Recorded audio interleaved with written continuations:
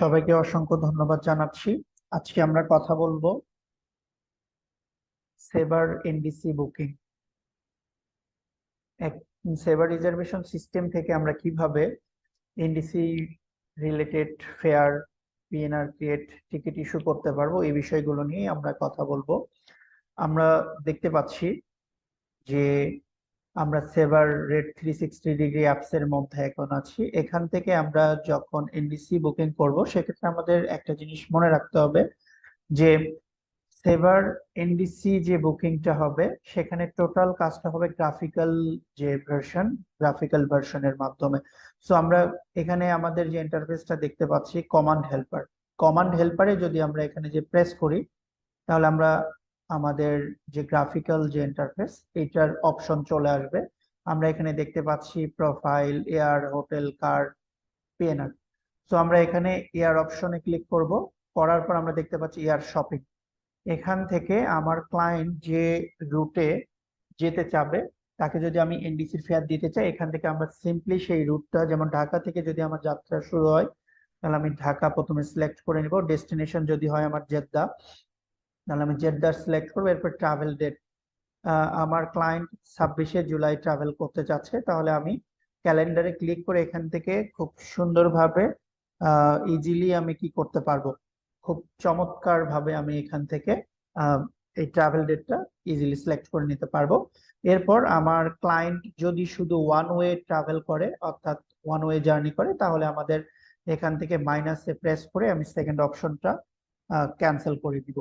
So এখন আমরা দেখতে পাচ্ছি, দেখেন, খুব ইজিলি এখানে আমাদের একটা অপশন জেনারেট হয়ে গেছে, যে প্যাসেঞ্জার যে অপশনটা। এখান থেকে আমরা আমাদের যদি একাধিক প্যাসেঞ্জার থাকে, সেই প্যাসেঞ্জারদের আমরা খুব সহজে কি করতে পারবো, প্যাসেঞ্জার ইনক্রিজ এবং ডিক্রিজ করতে পারবো। যদি আমার অ্যাডাল্ট আরো বেশি হয়, আমি এখানে প্লাসে ক্লিক করে বাড়াতে পারবো। আর যদি আমি কমাতে চাই, তাহলে মাইনাসে প্রেস করে আমি কমাতে পারবো। আর আমাদের যদি অন্য ক্যাটাগরির ক্লায়েন্টদের আমাকে কি করতে হয়, যদি আমাকে ট্যাগ করার প্রয়োজনীয়তা থাকে, কথার কথা অ্যাডাল্টের সাথে যদি চাইল্ড এবং ইনফ্যান্টও যদি কি করে, আহ, আমার হচ্ছে ট্রাভেল করে, সেক্ষেত্রে আমি যেটা করব, এখানে দেখতে পাচ্ছি অ্যাকম্পানি চাইল্ড ট্যাগ করে নিব। এরপরে চাইল্ডের আমি যে এজ, কত বছর বয়স, সেটা নিব। এরপরে যদি আমাদের কোনো ইনফ্যান্ট প্যাসেঞ্জার থাকে, সেক্ষেত্রে অ্যাড প্যাসেঞ্জার টাইপে আবার ক্লিক করে infant without a seat click করব। করার পর আমরা দেখতে পাচ্ছি যে তিন ধরনের যাত্রী, একজন অ্যাডাল্ট, একজন চাইল্ড, একজন ইনফ্যান্ট। সো আমি এখন যেটা করব, শুধুমাত্র একজন অ্যাডাল্টের উপরে এনডিসির বুকিংটা করব। সো আমি যেটা করব, ইনফ্যান্ট এবং চাইল্ড, আমি এটা ক্যান্সেল করে নিচ্ছি। সো একজন অ্যাডাল্ট থাকবে। এখন আমরা যেটা করব, অবশ্যই এনডিসি ফেয়ার চেক করার ক্ষেত্রে যে এয়ারলাইন্সের আমরা এনডিসি ফেয়ার চেক করব, সেই এয়ারলাইন্সের 2 লেটার কোড, এটা আমরা সিলেক্ট করে নিব। 2 লেটার কোড দেওয়ার পর আমরা অবশ্যই যে অপশনটা আসবে, অপশন থেকে আমরা এয়ারলাইন্সটা সিলেক্ট করে নিব। দেন আমাদের যদি পছন্দের কোনো ক্যাবিন ক্লাস থাকে, সেই জায়গাতে আমরা কি করব, ক্যাবিন ক্লাস গুলো সিলেক্ট করে নেব। এখানে আমরা দেখতে পাচ্ছি non stop, up to 1 stop, up to 2 stop. এই অপশনগুলোর মধ্যে থেকে যেটা আমার ক্লায়েন্ট প্রিফার করবে, যদি নন স্টপ ফ্লাইট নিতে চায়, তাহলে আমাদের আর কোনো কিছু করার প্রয়োজন নেই। আর আমরা জানি যে ঢাকা জেদ্দা যেহেতু যাব কাতার এয়ারওয়েজে, অবশ্যই একটা কি থাকবে, ট্রানজিট পয়েন্ট থাকবে। কারণ প্রত্যেকটা এয়ারলাইন্স তাদের হোম কান্ট্রি হয়েই ট্রাভেল গুলো কমপ্লিট করে।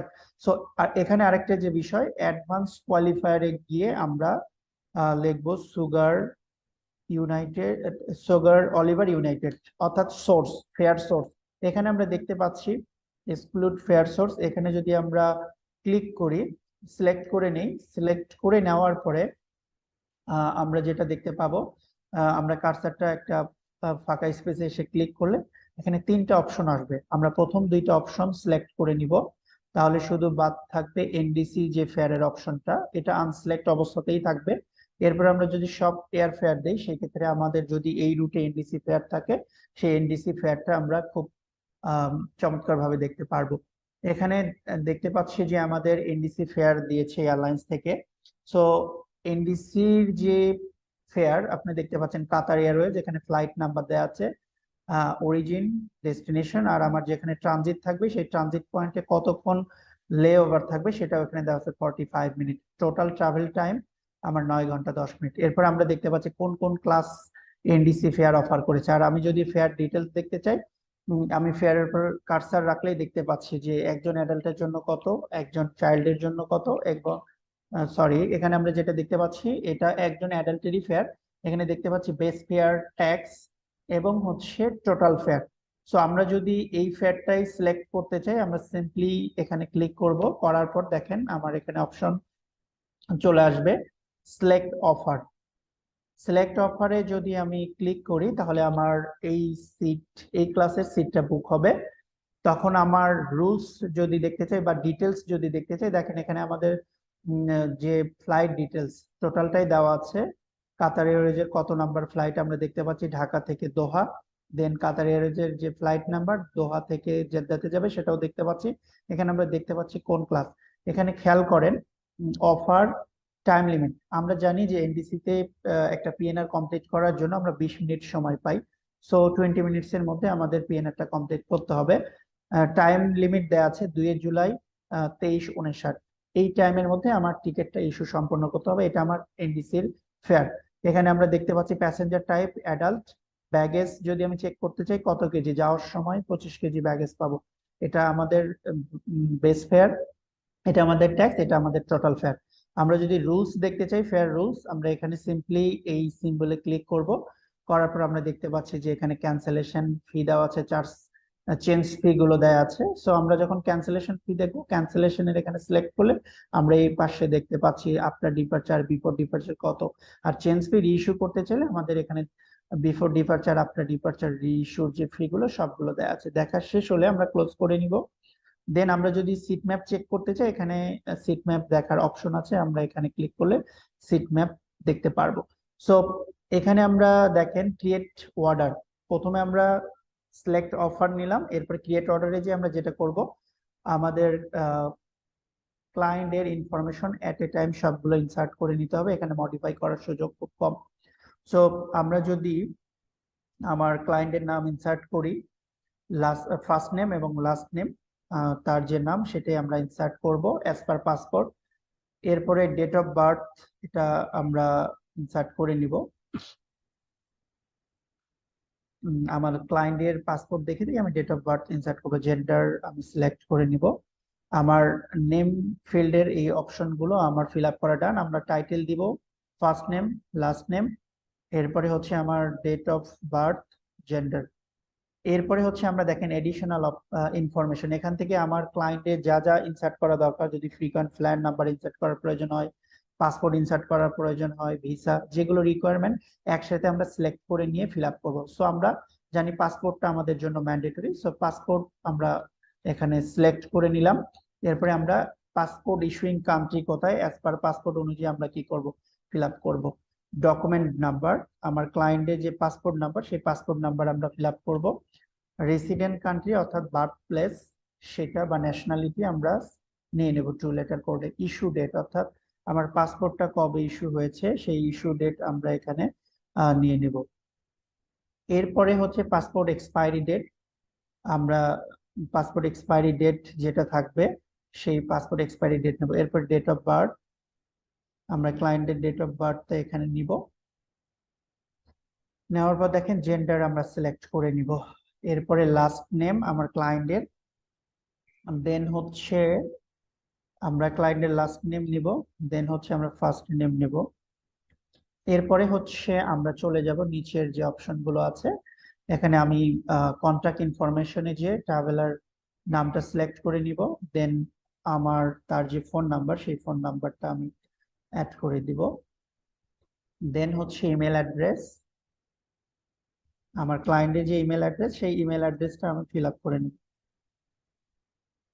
এরপরে দেখেন এখানে যদি আপনি এয়ারলাইন্স কে নোটিফাই করার জন্য এই কন্টাক্ট ডিটেলস দিতে চান, সেটাও আপনি এখানে ইজিলি অ্যাড করে দিবেন। এরপরে হচ্ছে ইমেল অ্যাড্রেস আমরা এখানে অ্যাড করে নিলাম।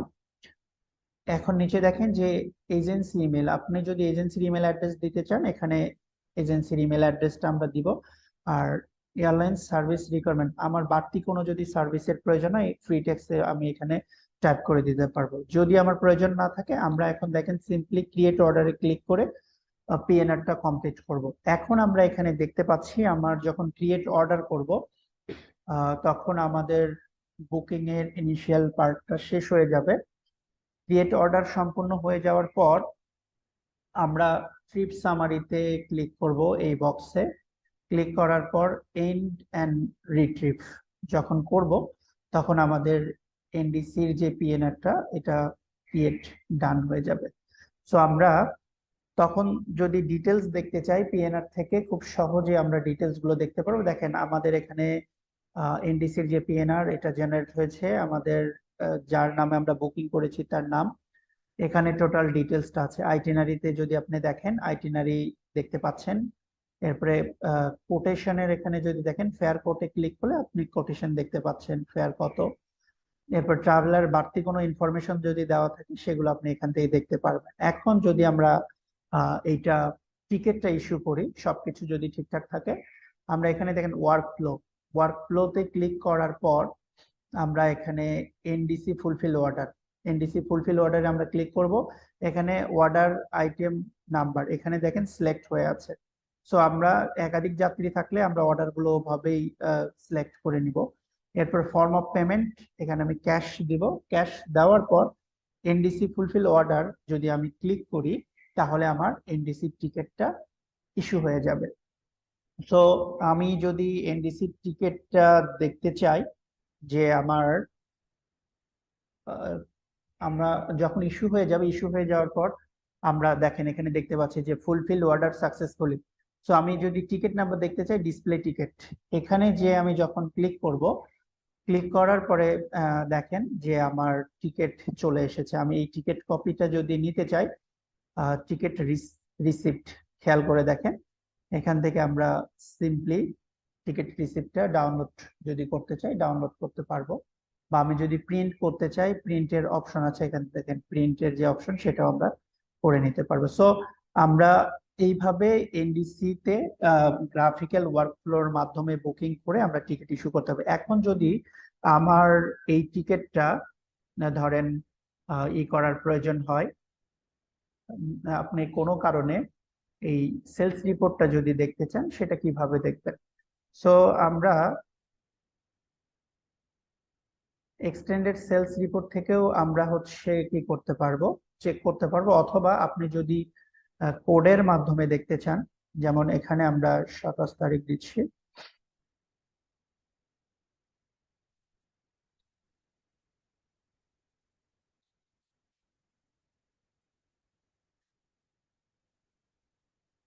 আচ্ছা, আমরা যেটা করব যদি কোডের মাধ্যমে হচ্ছে আমরা দেখতে চাই সেলস রিপোর্ট, এখানে যেটা করব ডিকিউবি ডিসপ্লে, এরপরে হচ্ছে ক্রস অফ লরেন্স এনডিসি দিলে আমরা এখানে খুব সিম্পলি কি করতে পারবো, এনডিসির যে সেলস রিপোর্ট সেটা কিন্তু আমরা চেক করে নিতে পারবো।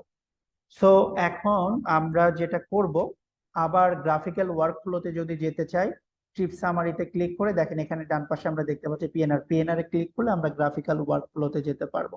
সো এখান থেকে যদি আমরা কি করি, এই টিকিটটা এখন ক্যান্সেল করি, অর্থাৎ আমরা জানি যে টিকিট ইস্যু করার সেম ডেতে আপনার 11:59 এর মধ্যে যদি আমরা টিকিটটা ক্যান্সেল করি সেটা ভয়েড হিসেবে কাউন্ট হয়। সো আমরা এখন দেখবো যে এই টিকিটটা আমার ক্লায়েন্ট যাবে না, আমি হচ্ছে ভয়েড করবো, সেক্ষেত্রে আমাকে কি করতে হবে? এই ওয়ার্ক ফ্লোতে গিয়ে আমরা যেটা করব, ক্যান্সেল টিকিট এই অপশনে আমরা ক্লিক করব। করার পর দেখেন আমার টিকিটের যে অর্ডার নাম্বারটা চলে আসবে। এখানে আমি কন্টিনিউ যদি করি তাহলে আমার ভয়েডটা কিন্তু কি হবে, সম্পূর্ণ হবে। সো আমরা দেখতে পাচ্ছি যে আমাদের ভয়েড প্রসেস চলছে। সো আমরা দেখতে পাচ্ছি যে দেখেন কনফার্মেশন চাচ্ছে, আমরা যদি টিকিটটা ক্যান্সেল করব কিনা।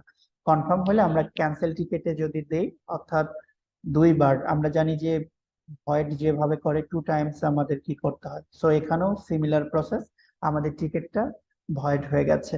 যে আমরা দেখতে পাচ্ছি যে আমার যখন টিকিটটা ভয়েড হয়ে যাবে আমাদের স্ট্যাটাসও কিন্তু কি হবে, ভয়েড শো করবে। এবং আমরা যদি আবার সেলস রিপোর্ট চেক করতে চাই তাহলে আমরা সিম্পলি ওভাবে সেলস রিপোর্ট কি করতে পারবো। আপনি দেখতে পাচ্ছেন যে ডিসপ্লে টিকিট, এখন আপনি টিকেটের ইমেজ ওপেন করে দেখেন, এখানে আপনার টিকেটের ইমেজে লেখা দেখাচ্ছে ভয়েডেড, অর্থাৎ ভয়েড হয়ে গেছে, এবং সিম্পলি আপনার আইটিনারিটাও ক্যান্সেল হয়ে গেছে। এবং আপনি যদি সেলস রিপোর্টটা চেক করতে চান, এরপরে ক্রস অফ নলেজ এনডিসি, আপনি দেখতে পারবেন যে আপনার টিকেট এটা ভয়েড হয়ে গেছে। সো এইভাবে আমরা সেবার রেট 360 ডিগ্রিতে যে সকল এয়ারলাইন্স এর এনডিসির অপশন আছে, আমরা এনডিসির পিএনআর গুলো ক্রিয়েট করতে পারবো, ফেয়ার চেক করতে পারবো, অ্যাভেলেবিলিটি চেক করতে পারবো, টিকিট ইস্যু করতে পারবো এবং টিকিট ভয়েড করে দিতে পারবো। সো সবাইকে সেবার ট্রাভেল নেটওয়ার্ক বাংলাদেশের পক্ষ থেকে ধন্যবাদ জানিয়ে আমাদের আজকের টিউটোরিয়ালটা শেষ করছি।